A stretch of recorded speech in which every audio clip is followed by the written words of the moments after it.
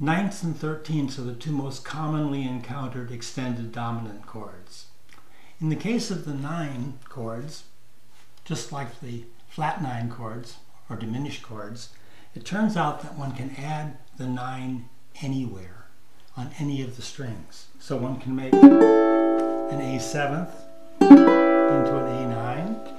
One can make an E7 into an E9, a C7th into a C9, and a G7th into a G9, just by adding the 9 of that to whichever string the 1 was on. Raise the 1 to a 9. The 13th, however, has some additional problems.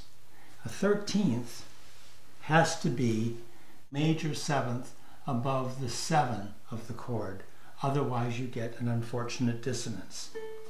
So as an example, let's look at that A7. If you tried to add the 6, it's right here, there's a dissonance.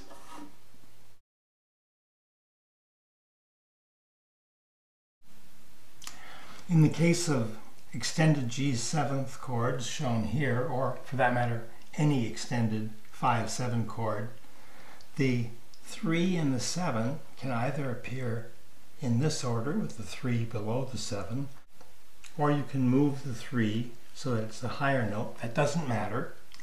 It also turns out that the 9 can either be here or it can be placed down here at the bottom. It'll still sound like a 9 chord. But in the case of the 13, there's a real problem. If you move the 13 down here, not far above the 7, but right next to it, you get a minor second. And a minor second is a dissonant interval. C is the lowest note that you can play on a re-entrant tuned ukulele. And the 6th that corresponds to that is up here. And that means that D13th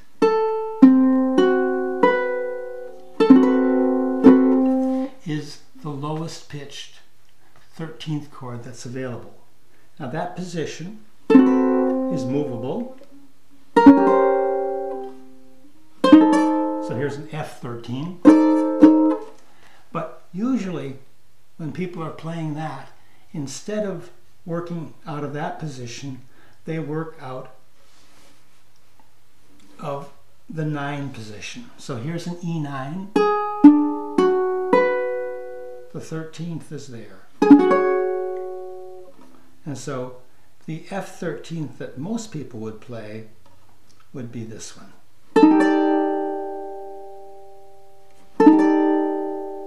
And here's the G13th.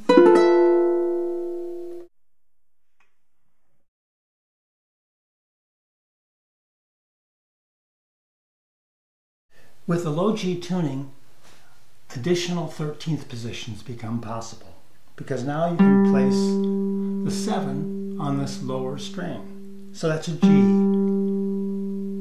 And now take a look at what happens. Here is that A7th, and I can add the F sharp to it.